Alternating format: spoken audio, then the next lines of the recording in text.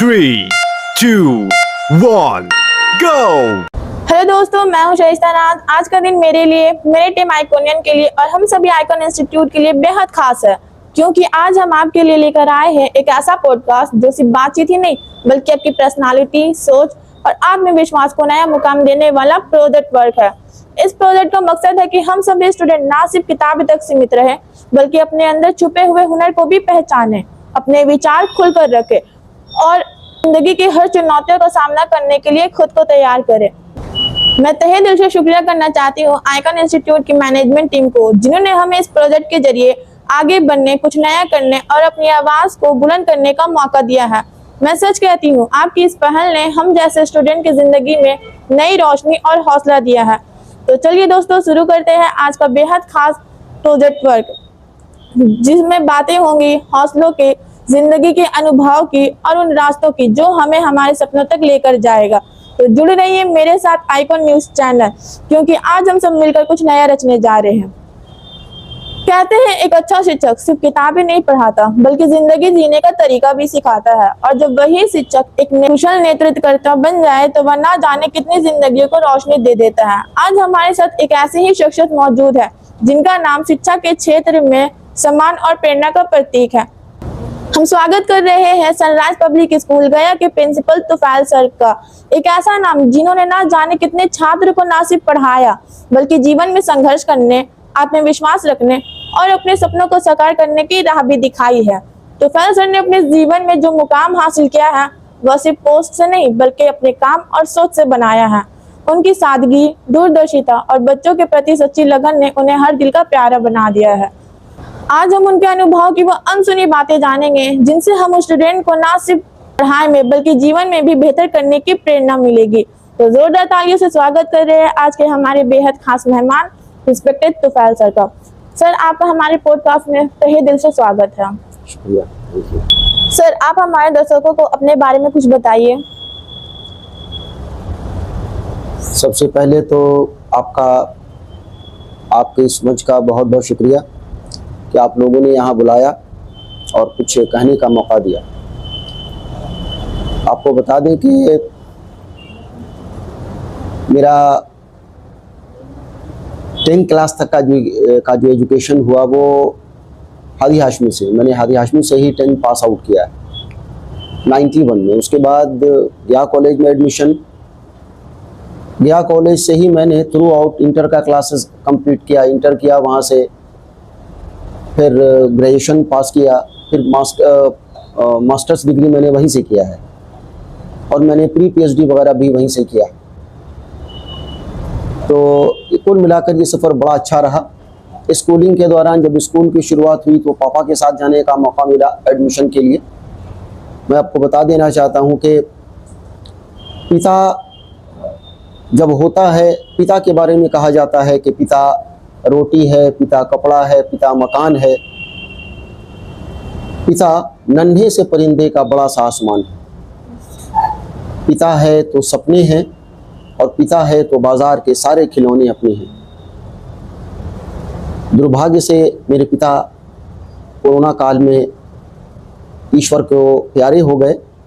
अभी वो हमारे साथ नहीं हैं, लेकिन उनका आशीर्वाद, उनकी यादें हमेशा हमारे साथ बनी रहेंगी, ऐसी आशा है। आपकी स्कूलिंग, कॉलेज और करियर की शुरुआत कैसे हुई? जैसा कि मैंने अभी आपको बताया कि स्कूलिंग का काम सबसे पहले पापा के साथ जाने का मौका मिला। उन्होंने ही अपने साथ स्कूल ले जाकर एडमिशन कराया। उसके अलावा 10 तक का काम, 10 के बाद फिर इंटर, फिर ग्रेजुएशन, फिर मास्टर्स, फिर और आगे ऐसे ही चलता रहा। एक चीज़ जो बताना चाहेंगे आप सब लोगों को कि परिश्रम का कोई शॉर्टकट नहीं हुआ करता है। आप लगातार मेहनत करते रहें, आगे बढ़ते रहें, यही सफलता का मूल मंत्र है। आपकी जिंदगी में ऐसा कौन सा मोड़ था जिसने आपको शिक्षा के क्षेत्र में आने के लिए प्रेरित किया? ये शिक्षा एक ऐसा क्षेत्र है जो अपने आप में असीम संभावनाएं लिए हुआ है। एक बार का मामला ये है कि जब मैं बिल्कुल छोटा था, मैंने देखा कि एक बच्चे का नाम स्कूल से ट्यूशन वगैरह की वजह कर स्कूल से वो नहीं जा पा रहा है, पैसे की वजह कर, पैसे की कमी की वजह कर। मुझे लगा कि किसी बच्चे से उसके पढ़ने का अधिकार नहीं छीना जाना चाहिए। Yes sir. पढ़ना, शिक्षा सारे बच्चों का अधिकार है, सभी को आगे बढ़ने का मौका मिलना चाहिए। मुझे लगा कि अगर मुझे भविष्य में कभी मौका मिला तो मैं ऐसे ही लोगों के लिए, समाज के ऐसे ही दबे कुचले लोगों के लिए काम करने की कोशिश करूंगा। और उसी घटना ने मुझे शिक्षा के क्षेत्र में आने के लिए प्रेरित किया। आपके हिसाब से असफलता हमें क्या सिखाती है? असफलता आगे बढ़ने की प्रेरणा देती है। आपने वो बहुत मशहूर पंक्तियां ज़रूर सुनी होंगी कि असफलता एक चुनौती है, इसे स्वीकार करो, क्या कमी रह गई देखो और सुधार करो। जब तक सफल ना हो, नींद चैन को त्यागो तुम, और संघर्षों का मैदान छोड़कर मत भागो तुम, क्योंकि बिन कुछ किए ही जय जयकार नहीं होती, और कोशिश करने वालों की कभी हार नहीं होती। कोई ऐसी किताब, गाना या डायलॉग जिसने आपके सोच पर गहरा असर डाला हो? किताबों का मैं शुरू से ही बहुत शौकीन रहा हूँ, लेकिन एक डायलॉग जो मेरे दिल के बेहद करीब है वो मैं आप सबसे शेयर करना चाहूँगा।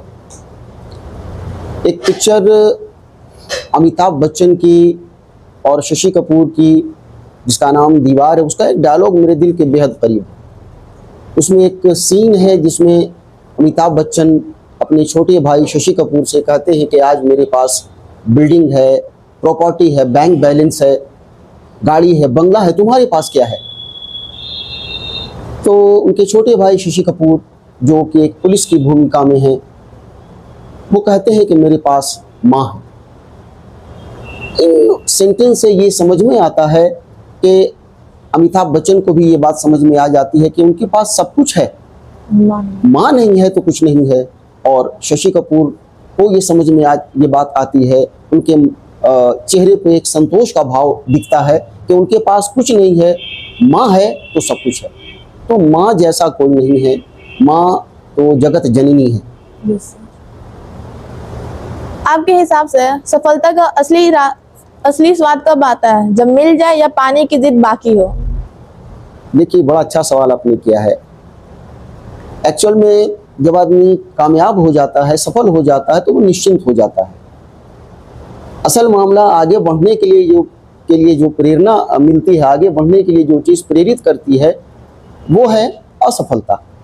वो है जब सफल होने की भूख बाकी हो। तो मेरे हिसाब से जीवन का आनंद तभी लिया जा सकता है जब सफल होने की भूख बाकी हो, ताकि लगातार आदमी उसके लिए मेहनत करता रहे और अपना 100% देता रहे। तो मेरे हिसाब से ये भूख बाकी होनी ज़रूरी है। आज के बच्चों को पढ़ाई बोझ लगती है, इसके पीछे आप क्या वजह मानते हैं? देखिए, एक चीज़ जो मेरी समझ से आती, मैंने इतना लंबा समय इस क्षेत्र को दिया है, तो मैंने जो अपने अनुभव किया है, उसके हिसाब से बच्चों में पढ़ाई के प्रति इंटरेस्ट का जागरूक किया जाना बेहद ज़रूरी है। ये पढ़ाई का ही मामला नहीं है, किसी भी क्षेत्र में आप इंटरेस्ट नहीं डेवलप कीजिएगा तो वो चीज़ बोरिंग होने लगेगी। थोड़े समय के बाद उस चीज़ से मन भर जाएगा, मोह भंग हो जाएगा इंसान का। तो सबसे इम्पॉर्टेंट चीज़ ये है कि बच्चों में इंटरेस्ट पैदा किया जाए उन चीज़ों के प्रति जो वो पढ़ना चाह रहा है, जो पढ़ाना चाहता है, जो सीखना चाहता है, उसमें उसका इंटरेस्ट होना ज़रूरी है। बच्चों पर अपनी पसंद की चीज़ें थोपना मेरे हिसाब से ठीक नहीं है। तो सब्जेक्ट का, विषय का रुचिकर बनाया जाना बेहद ज़रूरी है। अगर ऐसा होता है तो बच्चे पढ़ने में इंटरेस्ट लेंगे और बहुत अच्छा करेंगे अपने क्षेत्र में। अभी तक हम लोग सर के अनुभवों को जाने हैं और उनसे कुछ नया सीखने को हम लोग को मिला है। तो इस प्रोग्राम को आगे बढ़ाने के लिए आज सर के पसंद और नापसंद के बारे में जानेंगे। तो सर, सबसे ज़्यादा आपकी पसंदीदा किताब? मैं एक धार्मिक विचारों वाला व्यक्ति हूँ। मेरी फेवरेट बुक कुरान है। एक चीज़ मैं यहाँ पर आप सब लोगों से क्लियर करना चाहूँगा, आप सबको बताना चाहूँगा कि धार्मिक होने का ये बिल्कुल मतलब नहीं कि आप दूसरों के धर्मों का सम्मान या आदर ना करें। दूसरों के धर्मों का सम्मान और आदर करके भी आप धार्मिक बने रह सकते हैं। इसमें ये बेहद ज़रूरी है कि आपका जो हमारा जो धर्म है वो दूसरे धर्मों का अपमान नहीं सिखाता, इसलिए दूसरों धर्मों का सम्मान जरूर करें। और क्योंकि सारे धर्म भाईचारा, मानवता और आपसी भाईचारे को बढ़ावा देते हैं, इसलिए ये बेहद जरूरी है कि आप दूसरे के धर्मों का भी सम्मान करें। सर, आपकी पसंद चाय या कॉफी? चाय, क्योंकि आप इसे पूरे साल पी सकते हैं। कॉफी लिमिटेड है, गर्मी में आप इसका इस्तेमाल नहीं कर सकते हैं। पढ़ाई या खेल? मेरे हिसाब से खेल जरूरी है। आपने वो बहुत मशहूर पंक्तियां जरूर सुनी होंगी कि वो स्वस्थ शरीर में ही स्वस्थ मस्तिष्क का निवास हुआ करता है। तो जब तक आप हेल्दी नहीं रहेंगे, जब तक आप स्वस्थ नहीं रहेंगे, आपका मस्तिष्क, आपका ब्रेन हेल्दी नहीं रहेगा और तब आप सीख नहीं सकते हैं, आगे बढ़ नहीं सकते हैं। तो मेरे हिसाब से खेल बेहद ज़रूरी है। खेल और पढ़ाई दोनों ज़रूरी है आगे बढ़ने के लिए। क्या कभी आपने स्कूल बंक किया? मैं सच्ची बात बताऊं तो मैं बड़ा सरल विचारों वाला व्यक्ति शुरू से रहा हूं। मैंने कभी भी क्लासेस को बंक करने का विचार नहीं किया। मेरे साथी भी इस संयोग से बड़े अच्छे रहे, बड़े कोऑपरेटिव रहे। मैं कभी कभी फिल्मों में या दूसरी और जगहों पर देखा और सुना करता था कि क्लासेस के बंक होने का सिस्टम है। मैं हैरान होता था कि भाई ऐसा क्यों किया जाता है, जब चीज़ें आपके अनुसार चल रही हैं, जब आपकी इच्छा के अनुसार, आपके इंटरेस्ट के अनुसार चल रही है, तो फिर क्लासेस को बंक करने का कोई मतलब नहीं बनता है। आपकी सबसे बोरिंग सब्जेक्ट? ये बड़ा आपने विचित्र सवाल किया है। मैं आपको बता दूं, अपने स्कूल के ज़माने से ही मैं ड्राइंग में बहुत कमज़ोर रहा हूं और यही विषय मेरा बड़ा कमज़ोर रहा। मेरा एक साथी राकेश हुआ करता था, तो वो ड्राइंग के मामले में बड़ा अच्छा था। तो हम लोग क्लासेस के दौरान कभी कभी करते क्या थे कि अपनी ड्राइंग उस राकेश से बनवा लिया करते थे और सर को दिखला दिया करते थे। मगर सर हुआ करते हैं, सर भी जीनियस थे। वो पता लगा लेते थे, वो उनको पता चल जाता था कि ये ड्राइंग मेरे द्वारा नहीं बनाया गया है, फिर भी वो मुस्कुराकर कुछ न कुछ मार्क्स दे ही देते थे। आपकी सबसे अच्छा स्कूल मेमोरी? ये सवाल पूछकर आपने मेरे गुजरे हुए समय को फिर से मतलब ताज़ा कर दिया है। मैं एक घटना का आपसे तज़किरा करना चाहूँगा कि एक बार लंच के समय में, जब लंच करने का समय, लंच ब्रेक हुआ करता है, तो उस दौरान मेरा लंच बॉक्स गिर जाता है ज़मीन पर और गिर करके जो उसमें सारे खाने के सामान थे वो सब बिखर करके बर्बाद हो जाते हैं, खाने लायक नहीं रहते हैं। तो मेरे साथी ने कहा कि यार गिर गया तो क्या है, हम लोग तो साथी हैं। तो सारे साथियों ने मतलब ला करके अपना जो भी लंच था वो सब मेरे सामने अपना लंच बॉक्स ओपन करके रख दिया और कहा कि यार हम लोग साथ में लंच करते हैं।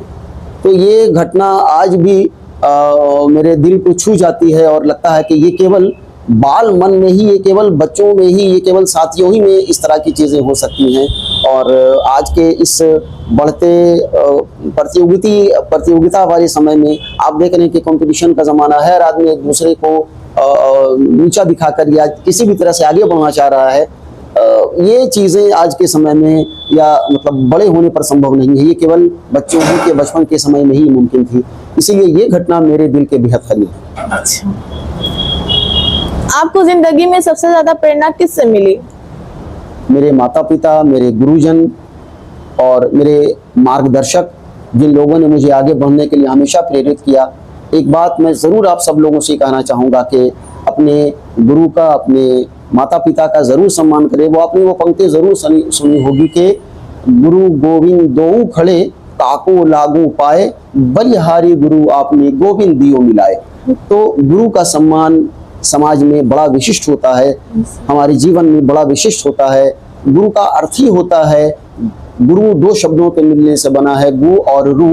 गु मतलब होता है गुफा रूपी और रूपी अंधकार से बाहर निकालने वाला। गुरु का मतलब ही होता है कि गुफा रूपी अंधकार से बाहर निकालकर प्रकाश की ओर ले जाने वाला। तो हम सब लोगों को जिस समाज में गुरु का सम्मान होता है, वो समाज समृद्ध होता है, प्रगतिशील होता है, आगे बढ़ता है, तरक्की करता है। आपकी पसंदीदा लाइन या डायलॉग जो आप सभी स्टूडेंट को देना चाहेंगे? एक पंक्ति जो डॉक्टर APJ अब्दुल कलाम की है, मुझे बड़ी प्यारी लगती है। उन्होंने कहा कि if you salute your duty you need not to salute anybody, but if you pollute your duty then you must have to salute everybody. कहने का मतलब ये कि आप पूरी ईमानदारी के साथ अपना काम करें। अगर आप ऐसा करते हैं तो आपको किसी और को सैल्यूट करने की ज़रूरत नहीं है, लोग आपको सैल्यूट करेंगे आपके काम की बदौलत। आइकन न्यूज़ पर सबसे पहली खबर जो आप सबको देना चाहेंगे? भाई ये तो वही बात हो गई कि जो न्यूज़ देने का काम कर रहा है भला उसको कौन न्यूज़ दे सकता है। मैं थोड़ा सा इसमें सुधार करना चाहता हूँ कि मैं आइकॉन न्यूज़ को अपनी शुभकामनाएं देना चाहता हूँ, अपने गुड विशेस देना चाहता हूँ कि भगवान करे, ईश्वर करे कि ये बहुत तरक्की करे और अपनी एक अलग मुकाम बनाए, अपनी एक पहचान बनाए और ये समाज के लोगों का प्रतिनिधित्व करे, लोगों की आवाज़ें उठाने का काम करे। हमारी ओर से बहुत बहुत शुभकामना, बहुत बहुत बधाई आइकॉन न्यूज़। सर, अगर आप टीचिंग सेक्शन में नहीं होते तो आप किस सेक्शन में होना पसंद करते हैं? देखिए, ये टीचिंग सेक्शन में ना होकर के असल इस लाइन में आने का मेरा उद्देश्य ही था सेवा, लोगों की सेवा करना। अगर इस लाइन में ना होते तो किसी और लाइन से सेवा करते, समाज सेवी होते। तो उद्देश्य जब आपका बन जाता है लोगों की सेवा करना तो फिर ये मैटर नहीं करता है कि आप किस लाइन से बिलोंग करते हैं, किस लाइन में आप काम कर रहे हैं। आपका काम है लोगों की सेवा करना, तो किसी भी लाइन से आप सेवा कर सकते हैं। मैं अगर टीचिंग प्रोफेशन में ना होता तो शायद समाज सेवी होता। तो चलिए दोस्तों, आज का हमारा पॉडकास्ट कंप्लीट होता है। उम्मीद करते हैं कि आपने इस पॉडकास्ट से बहुत कुछ सीखा और समझा होगा। सबसे ज़्यादा इस पॉडकास्ट को कंप्लीट करने में सर आपका बहुत बड़ा हाथ रहा है। आपने अपने कीमती समय में कुछ समय निकाल के हमारे लिए आए, बहुत बहुत शुक्रिया सर। मैं तो हृदय से आपको भी शुक्रिया करना चाहता हूँ। बहुत शुक्रिया आप सबका। उम्मीद करते हैं कि आपको हमारा ये वीडियो पसंद आया होगा, इससे आपको कोई मदद मिली होगी और आपने इससे इंस्पिरेशन भी ली होगी। ये वीडियो हमारा एक प्रोजेक्ट था जो हमें हमारे आइकन इंस्टीट्यूट के द्वारा दिया गया था ताकि हम अपने कम्युनिकेशन स्किल को बेहतर कर सके और कॉन्फिडेंस बिल्डअप कर सके। हमारा इंस्टीट्यूट इस तरीके का प्रोजेक्ट देता है ताकि हम लोगों के अंदर से स्टेज फियर कम हो सके। हमारे आइकॉन इंस्टीट्यूट में कंप्यूटर कोर्स करवाए जाते हैं जैसे DCA, ADCA। साथ में हमारे कैंपस में लाइब्रेरी है जहां कोई भी पर्सन आकर यहां एग्जाम की तैयारी कर सकता है। अगर आपको हमारा यह वीडियो पसंद आया तो लाइक, शेयर, सब्सक्राइब करें।